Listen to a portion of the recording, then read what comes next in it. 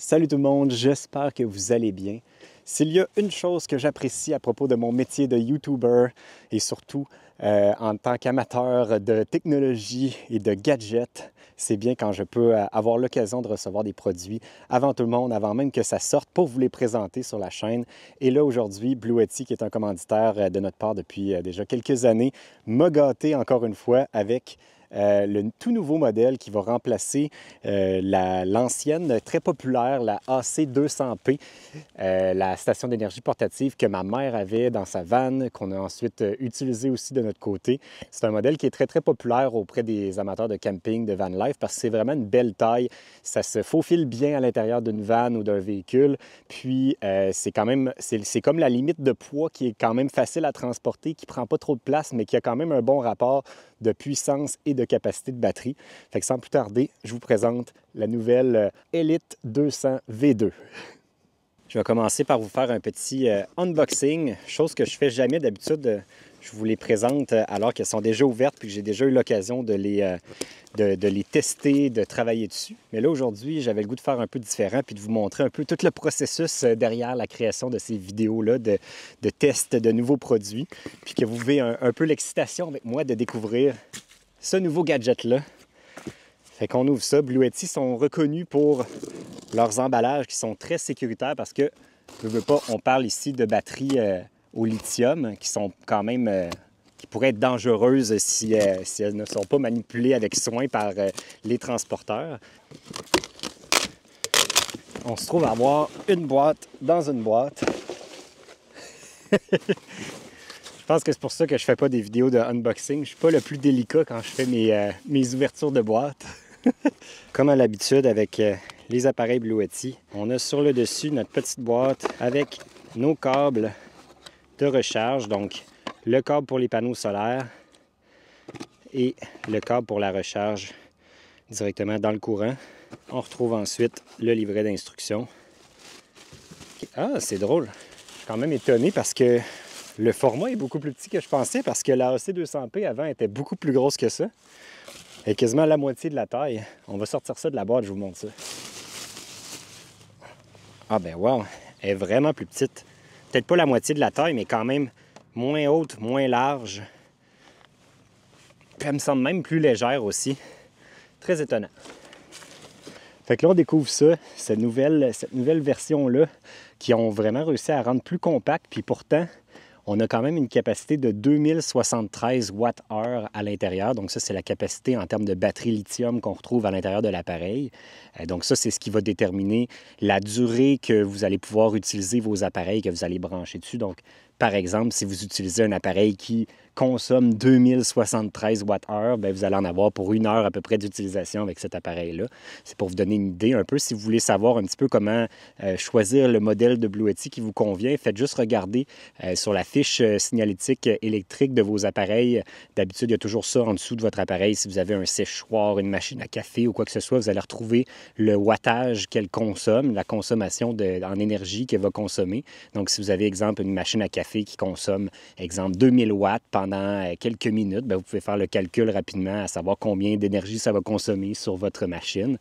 Généralement, pour des appareils comme ça, exemple, machine à café ou séchoir, c'est des utilisations qui sont généralement courtes, donc ça n'aura pas un gros impact à long terme. C'est plus les appareils qui consomment sur le long terme, exemple, un frigo ou des appareils qui vont être constamment en utilisation, un fan qui consomme en permanence ou, exemple, l'air climatisé si on fait fonctionner ça là-dessus. On va justement le tester tout à l'heure parce que là, je remarque que, contrairement au AC200L, on n'a pas la prise 30 ampères, c'est des prises de 20 ampères. Fait que je suis curieux de tester, voir si on va être capable de faire fonctionner l'air climatisé de la vanne avec ça. Parce que là, on a un appareil qui a un onduleur de 2600 watts à l'intérieur, qui est capable, je pense, de se rendre jusqu'à 3600 watts en pic d'utilisation. Je vais aller voir sur le site parce que je ne suis pas certain à 100% de c'est quoi le maximum qu'elle peut nous donner. Wow!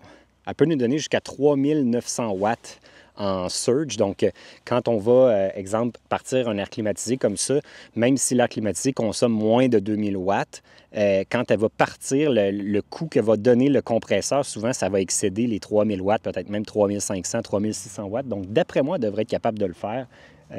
en mettant avec un adapteur pour que je puisse le brancher dans une prise de courant ordinaire au lieu de la prise de VR. Puis, donc là, on retrouve sur cet appareil-là 4 prises de 120 volts, 2600 watts, des 20 ampères, donc des prises de courant ordinaire. On en a 4 ici, de ce côté-ci.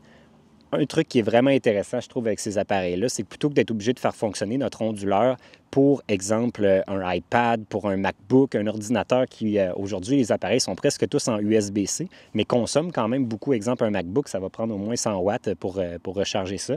Bien, on n'a pas besoin de faire fonctionner la section AC, donc l'onduleur, qui, lui, a une consommation aussi à l'interne. On peut y aller directement avec les prises USB-C intégrées.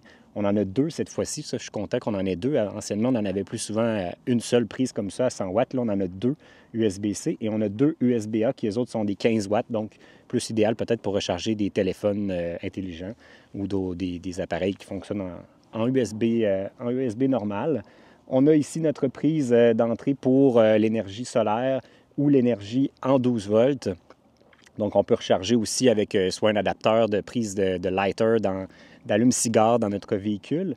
Mais là, ce que je veux tester aussi aujourd'hui, puis c'est un appareil que je vous ai déjà parlé dans le passé, mais que j'ai jamais eu l'occasion de tester moi-même, c'est le fameux Charger One qui va nous permettre de recharger à l'aide de l'alternateur du camion super rapidement jusqu'à 600 watts de recharge en branchant ça sur les batteries de la vanne directement. Donc, pas les batteries de la partie habitable, mais plutôt les batteries d'allumage pour démarrer le démarrage du véhicule. Puis, on a une sortie justement 12 volts. Donc, vous pouvez vraiment en faire le cœur de votre système électrique ou vous pouvez vous en servir comme moi, plus comme un système auxiliaire en supplément pour faire fonctionner des appareils qui consomment un peu plus pour ne pas avoir besoin d'épuiser la batterie de la portion habitation de votre van si elle est déjà aménagée, comme exemple ici avec ma van Safari Condo. De l'autre côté, on va retrouver la prise AC pour faire la recharge. On a ici un fusible justement pour protéger l'appareil et la petite vis de tout à l'heure qu'on a trouvée puis qui est pour notre grande qu'on peut mettre ici. Puis c'est tout. Il n'y a rien de spécifique sur les autres côtés. Ça vient avec 2 poignées. Ça se transporte quand même assez bien. Je suis curieux de savoir c'est quoi le poids exact. J'aurais tendance à dire que ça doit être à peu près un 30 livres ou quelque chose comme ça. Pendant que je cherche le poids de l'appareil, je suis tombé sur une autre information très, très intéressante à propos des nouveautés qu'offre le nouveau Elite 200 V2. C'est que la durée de vie de la batterie, donc le nombre de cycles qu'on peut faire avec l'appareil, donc décharger l'appareil, l'utiliser au complet et le recharger au complet, on peut faire pratiquement le double de cycles de ce qu'on pouvait faire avec l'ancien modèle, le AC200. Et même chose aussi par rapport à la compétition, que ce soit chez EcoFlow, chez Jackery, chez Anker, qui sont tous des compétiteurs à Bluetti qui font des stations d'énergie portatives. Là, maintenant, ici, on parle de plus de 6000 cycles. On parle de les amener jusqu'à 80 % à peu près d'énergie. Donc, parce que c'est sûr que plus vous montez votre année, si vous descendez la batterie jusqu'à 0 % puis vous la rechargez jusqu'à 100, vous n'aurez peut-être pas la même durée de vie que si vous l'utilisez toujours entre 20 et 80 % à peu près. Donc, si vous réduisez un petit peu la durée de vos cycles, c'est la même chose un peu pour les batteries aussi, pour les voitures électriques, bien, vous allez avoir une meilleure durée de vie. Donc là, on parle de plus de 6000 cycles. Si on parle d'une utilisation, exemple, à tous les jours, ce qui est rarement le cas pour ces appareils-là, mais si on fait 6000 cycles divisé par 365 jours, on en aurait pour 16 ans d'utilisation d'une batterie comme ça. C'est quand même assez impressionnant. Puis après ça, ça ne veut pas dire que la batterie est plus bonne après 16 ans. C'est juste qu'elle va perdre un petit peu graduellement d'efficacité, puis elle va réduire un petit peu sa capacité qu'elle est capable de nous offrir. Mais quand même, c'est assez impressionnant. Anciennement, on avait tendance à croire que ces appareils-là, après quelques années, ils étaient plus bons. Mais là, la batterie va avoir une durée de vie encore plus longue. Donc, c'est le roi de l'endurance des batteries dans les stations d'énergie portatives. Si vous voulez en avoir une qui va vous durer longtemps, assurément, la Elite 200 est un bon choix. Je vais toujours continuer à rechercher mon information pour le poids. Oh, j'étais un petit peu dans le champ. J'ai fait trop d'exercices de bras dernièrement. Je l'ai trouvée plus légère que ce qu'elle était. Son poids, c'est 53 livres, 24,2 kilos. Donc, les mesures, c'est 35 pouces par 25 pouces par 32 pouces. Donc, quand même beaucoup plus petite parce que l'ancienne était 42 par 28 par 36. Donc, elle est plus petite dans toutes les dimensions, autant en largeur qu'en hauteur, qu'en profondeur. Puis le poids de l'ancienne, la AC200P, c'était 60 livres. Donc on a quand même un 7 livres de moins. Donc pour les gens qui sont moins forts que moi, vous allez être capable quand même de transporter ça. Ma mère n'avait pas trop de difficultés à transporter elle-même le AC200P qui était à 60 livres et qui était beaucoup plus gros. Là, le fait que le format est plus petit aussi, je pense que ça le rend plus facile aussi à transporter parce que là, veux pas, on est moins large sur notre prise, on est plus confortable à traîner ça. Je pense que moi, de mon côté, je dois être capable de le faire à une main. Ouais, quand même, assez facilement.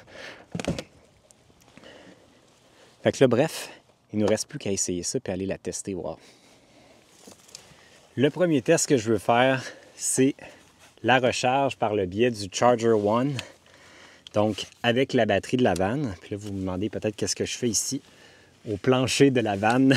Bien, dans le Ram ProMaster ou dans le Fiat Ducato, je présume aussi que ça doit être la même chose. La batterie du véhicule se trouve sous le plancher. Fait que pour y avoir accès, il faut défaire les quelques petites vis qu'on retrouve ici. Voilà.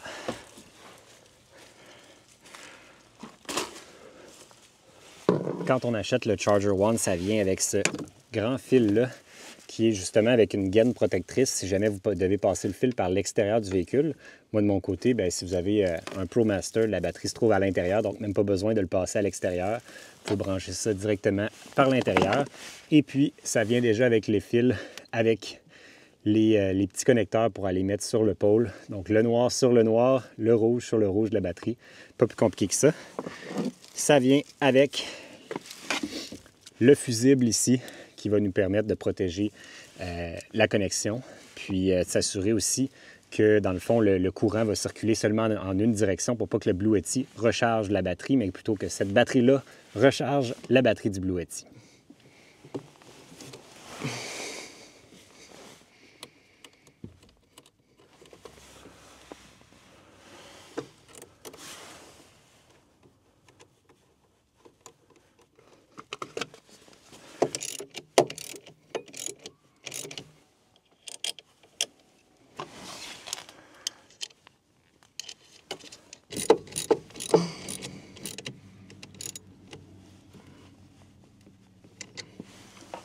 La prochaine étape, ça se passe sur le boîtier du Charger One. Donc là, on a d'un côté notre input. Donc ça, c'est le fil qu'on vient de brancher sur la batterie qu'on va venir connecter ici. Et de l'autre côté, on a le output. Donc ça, c'est ce qui va s'en aller dans la station Blue Yeti. Et ça vient avec le petit connecteur pour les panneaux solaires. Donc ça va rentrer comme si c'était de l'énergie solaire dans l'unité, dans le Elite 200 V2. C'est assez simple. On prend une clé Allen pour libérer le connecteur, puis on branche nos fils. Le négatif, dans le négatif, on resserre ça. C'est vraiment très facile à faire comme installation, puis je vois souvent dans les forums les gens poser des questions sur les systèmes électriques. J'en parle beaucoup sur la chaîne, tout ce qui est énergie solaire, les onduleurs, le 12 volts, le 120. Tout ça, c'est des trucs qui peuvent paraître un peu simples au niveau de la compréhension quand on parle juste des composantes, mais quand vient le temps de les brancher, d'avoir les bons fusibles, la bonne taille de fil, tous les bons accessoires, puis il se vend tellement de cochonneries maintenant sur le web, c'est pas toujours des trucs de très bonne qualité qu'on va retrouver sur Internet. Fait que de savoir qu'on a un kit avec Blue Yeti qui est vraiment très très simple à assembler, qui a déjà les bonnes tailles de fil, qui est déjà protégé avec les bonnes fuses, les bons fusibles, qui est très très simple. On ne peut pas se tromper, exemple, dans le branchement du Power One. Les fils de output sont plus petits que les fils de input, donc ça serait impossible de se tromper de place puis de mettre l'output dans l'input. On ne peut pas se tromper dans l'installation. C'est ce qui rend ça vraiment très très simple à installer. Puis c'est ce qui fait que c'est agréable, c'est sécuritaire, puis tout le monde peut le faire. Mon fil part donc de la batterie du véhicule, puis là, il me restera à le camoufler éventuellement. Il rentre dans le Charger One et il ressort avec les branchements des panneaux solaires ici que je vais aller brancher dans ma station d'énergie. Encore une fois, on ne peut pas se tromper parce que les connecteurs peuvent juste se brancher dans une prise. Fait que c'est impossible de se mélanger. Le plus dans le plus, le moins dans le moins. Puis après ça, on amène ça dans le Blue Yeti. Il va rester juste à partir le véhicule.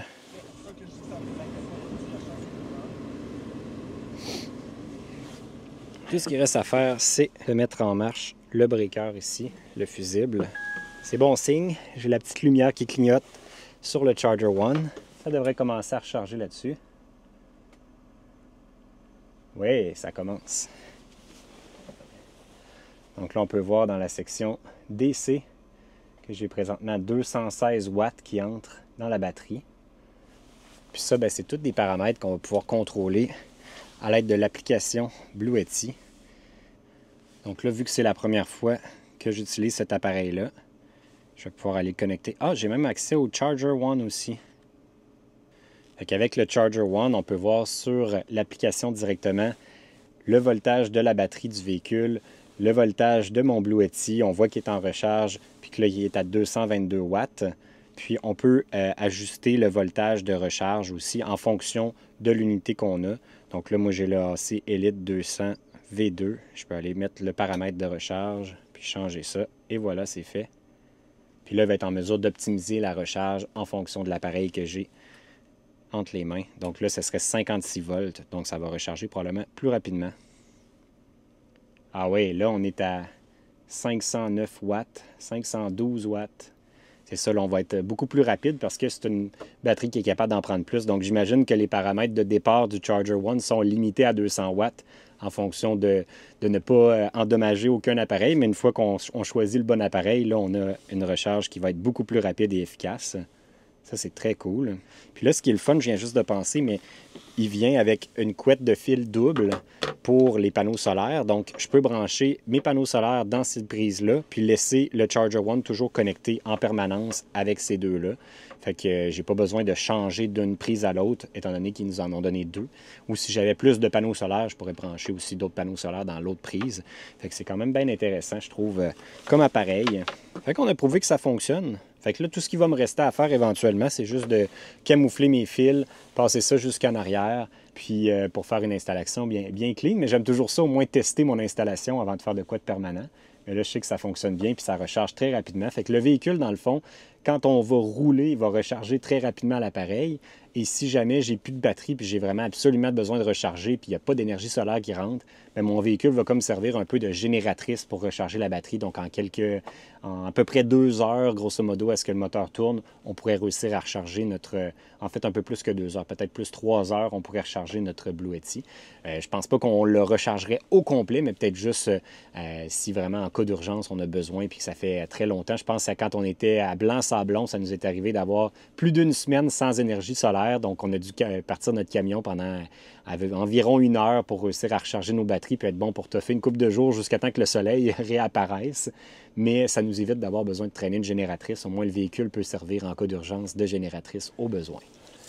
Dans une journée comme aujourd'hui, mon prochain test ne sera pas très utile. Il va être un peu contre-intuitif, mais je veux tester, voir si je suis capable de faire décoller l'air climatisé de la vanne en le branchant dans ce Bluetti-là, vu que là, j'ai les prises 20 ampères, mais j'ai quand même un pic jusqu'à 3900 watts, donc d'après moi, je devrais être correct. La seule question, ce que je me demande, c'est est-ce que je vais être capable de faire démarrer le compresseur de l'air climatisé à cette température-là? J'en doute. On va faire le test quand même pour voir.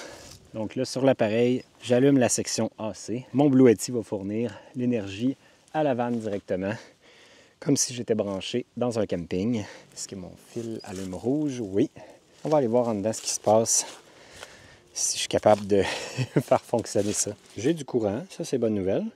J'ai parti l'air climatisé. Là, j'ai juste un doute que peut-être que le breaker de l'air climatisé était off. C'est bien ce que je pensais. C'était juste le breaker de l'air climatisé qui était à off. On va le mettre en mode air climatisé, au plus froid possible, avec le fan à puissance maximale. C'est parti. Ça me confirme que ça devrait bien fonctionner en théorie parce que normalement, s'il n'y avait pas assez d'énergie qui rentrerait, ça ne partirait pas. Là, actuellement, on peut voir que je consomme 343 watts sur mon Bluetti. Il faut dire que là, actuellement, d'après moi, le compresseur, il n'a pas encore embarqué, mais je ne sais pas s'il va vouloir embarquer à cette température-là. 344. En théorie, si je me fie au spec de l'air climatisé de Truma, son surge devrait être à 2800 watts. Donc moi, en théorie, je devrais en avoir en masse avec mes 3900. on va voir si ça finit par embarquer, mais j'ai l'impression que lui, il doit se dire dehors, il fait déjà plus froid, donc il fait juste me pousser l'air de dehors à l'intérieur. Puis on va finir par geler en dedans. En tout cas, l'air est vraiment frais, ça c'est sûr. Je pense que malheureusement, j'aurai pas le choix de tester ça quand on sera parti vers le sud à un moment donné, parce que là, pour l'instant, il fait tellement froid dehors que le compresseur ne veut pas embarquer. Je consomme encore 344 watts actuellement, donc c'est probablement juste l'énergie pour recharger la batterie de la vanne, puis faire fonctionner les frigos et tout. Donc pour l'instant, ça ne fonctionne pas. Mais c'est pas de la faute au Blue Yeti, c'est juste le fait qu'il fait beaucoup trop froid dehors pour faire marcher l'air climatisé. J'abandonne mon test, mais selon les spécifications, c'est supposé de fonctionner. C'est juste que là, aujourd'hui, je n'ai pas les conditions météorologiques pour le faire, pour le tester officiellement. J'aurais dû y penser avant que ça n'allait pas fonctionner, mais bon. Assurément, en théorie, c'est supposé de le faire. Donc, si vous voulez faire fonctionner votre air climatisé, ça va fonctionner. Je peux vous mettre en lien la vidéo que j'avais faite avec le AC200L quand j'étais au Mexique et que j'ai pu le faire fonctionner justement sur cet autre appareil-là qui a justement une puissance similaire et une capacité similaire. Puis vous allez voir dans cet épisode-là combien de temps j'ai réussi à la faire fonctionner grâce à cette autre unité-là. Si ça vous intéresse de vous procurer la nouvelle Elite 200 V2, il y a un prix spécial de lancement parce que c'est à partir d'aujourd'hui seulement que vous allez pouvoir la précommander et c'est vraiment très, très intéressant comme prix parce que là, ils vont vraiment dans quelque chose de plus agressif. Le prix des batteries au lithium n'arrête pas de baisser d'année en année. Puis c'est bizarre parce que normalement, avec l'inflation, tout devrait coûter de plus en plus cher, mais ces unités-là, si on compare la AC200P qui valait à peu près 2000 $ à l'époque, là maintenant, la Elite 200 V2 sort avec un prix de lancement de 1599, donc moins cher, 4-5 ans plus tard que l'ancien modèle, plus compact, plus léger, plus efficace, se recharge plus rapidement, avec un onduleur plus puissant, avec une durée de vie de batterie beaucoup plus longue, quasiment le double. Fait que bref, beaucoup d'améliorations sur ce nouveau produit-là. Puis si vous utilisez le code promo ALEXELITE200, que je vais vous mettre dans les commentaires et dans la description, vous pouvez avoir un 5% de rabais supplémentaire lors de votre achat. Puis là, en même temps, là, présentement, on entre dans la fameuse vente du Black Friday. Fait que si jamais c'est un autre modèle de chez Blue Yeti ou un autre accessoire qui vous intéresse, parce qu'ils vendent aussi des stations plus petites, des stations plus grosses, des stations qui vous permettent de faire fonctionner votre maison au complet, comme le AC500 que j'ai déjà testé dans le passé. Donc, si vous voulez d'autres types d'appareils, c'est le moment de vous équiper avec la vente du Black Friday parce que là, on tombe jusqu'à 50% de rabais sur certaines unités chez Blue Yeti. Fait que manquez pas ça. Le lien vers la vente du Black Friday sera également dans la description. Fait qu'un gros merci à Blue Yeti d'avoir sponsorisé cet épisode et fourni cet appareil-là, ce nouveau gadget-là que je vais pouvoir m'amuser à jouer avec. Puis je vous reviendrai avec un test éventuellement concluant avec l'air climatisé pour être certain que ça fonctionne. Mais en théorie, ça devrait être beau. Fait que merci à tous d'avoir été à l'écoute et on se dit à la prochaine. Salut tout le monde.